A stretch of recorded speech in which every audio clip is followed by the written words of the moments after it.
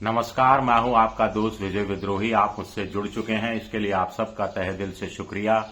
अगले 6-7 मिनट आपसे जुड़े रहने की कोशिश करूंगा। अंग्रेजी में कहावत है, more loyal than the king.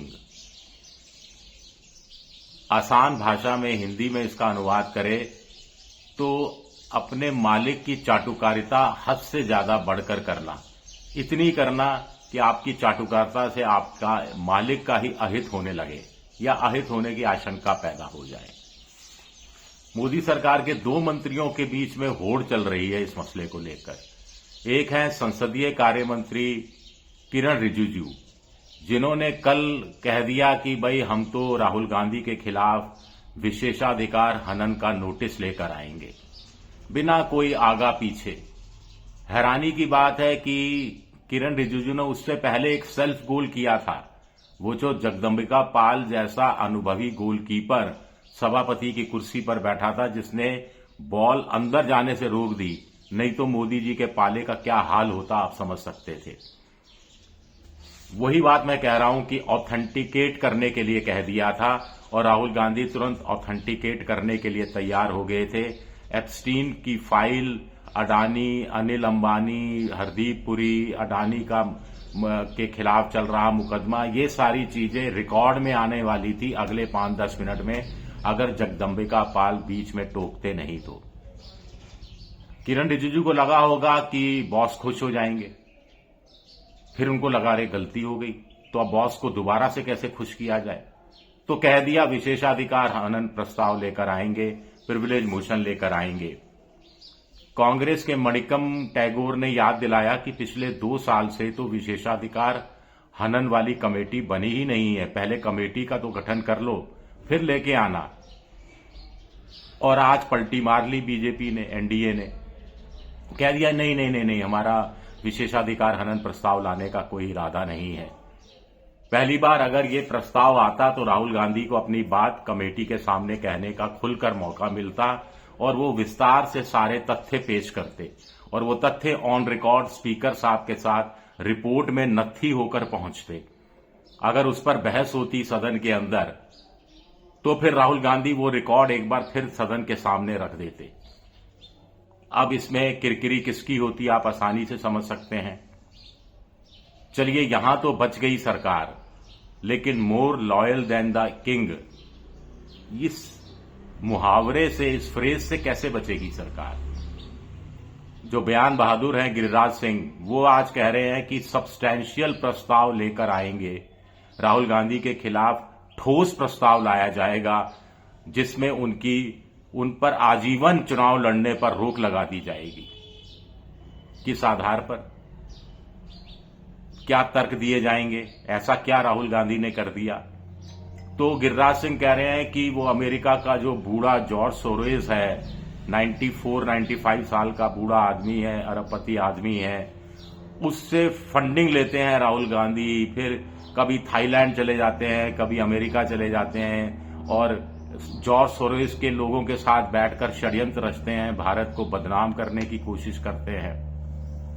भाई, अमेरिका गए तो एक एक चीज रिकॉर्डेड थी, एक एक भाषण रिकॉर्डेड था। कांग्रेस खुद वो रिकॉर्डेड वीडियो अपने वेबसाइट पर डाल रही थी, अपने चैनल पर डाल रही थी। मलेशिया या कहीं गए थे तो कुछ लोग, आईटी सेल के लोग, पता नहीं किस पार्टी के आईटी सेल के थे या कौन थे, वो फोटोए क्लिक करके भेज रहे थे। तो जॉर्ज सोरोस के लोगों से कैसे मुलाकात और अमेरिका जाकर कोई बयान दे देना जिसमें सत्तारूढ़ पार्टी की आलोचना कर देना, इस आधार पर क्या किसी को चुनाव लड़ने से रोका जा सकता है। विपक्ष का काम ही सत्ता पक्ष की आलोचना करना है। 2014 से पहले बीजेपी यही काम करती रही थी मनमोहन सिंह के खिलाफ, इसमें कुछ भी नया नहीं है। फिर अगर जॉर्ज सोरोस से जुड़े हुए एनजीओज की जांच होगी, वो तो पता नहीं कितनी एनजीओ को पैसा देते हैं, अलग अलग मद में पैसा दिया जाता है, तो फिर नकाब को बहुत लोगों के चेहरे से उतरेगा, ऐसे चेहरों से नकाब उतरेगा। और वो चेहरे जब सामने आएंगे जो जॉर्ज सोरोस से पैसा लेते रहे हैं, ले रहे हैं या पहले कभी ले चुके हैं, तो बड़े बड़े चेहरे बेनकाब हो जाएंगे। और बहुत सारे लोग हैं, मैं नाम नहीं लेना चाहता किसी का, सर छुपाने की जगह नहीं मिलेगी। बहुत से नेता पुत्रों को सर छुपाने की जगह नहीं मिलेगी। बहुत से ऐसे संगठन जो हिंदुस्तान में अपनी एक विचारधारा विशेष के लिए जाने जाते हैं, वो विदेश से किस किस संस्था से पैसा लेते हैं और वो विदेश में वो जो संस्थाएं एक्टिव हैं वो अपनी किस विचारधारा विशेष के लिए जानी जाती हैं, जमीन आसमान का फर्क है। तो राहुल गांधी के पीछे क्यों पड़े हैं? राहुल गांधी पर तो करोड़ों रुपया खर्च किया गया पप्पू साबित करने के लिए। अब बतौर प्रभु चावला एक चैनल पर वो कह रहे थे कि बिना एक दमड़ी खर्च किए राहुल गांधी को फायदा दिला रहे हैं सत्ता पक्ष के लोग। राहुल गांधी की पॉपुलैरिटी को बढ़ा रहे हैं सत्ता पक्ष के लोग। उनके बयानों को बेवजह महत्व दिया जा रहा है।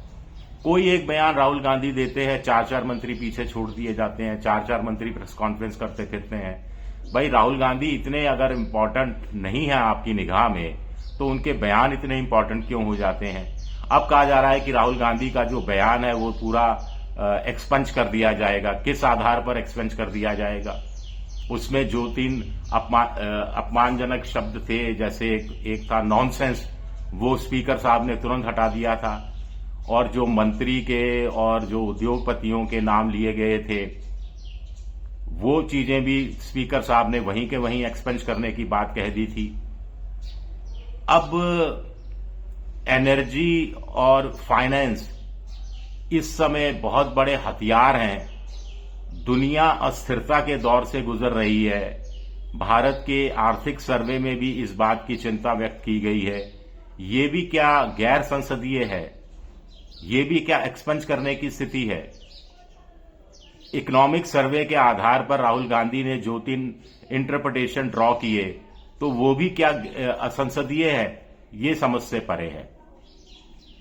और इस तरह एक तो राहुल गांधी को बोलने नहीं देना, बोलना है तो बीच में टोकते रहना, लगातार टोकते रहना, फ्लो बिगाड़ने की कोशिश करना, ये सब आखिर किस मकसद से किया जाता है?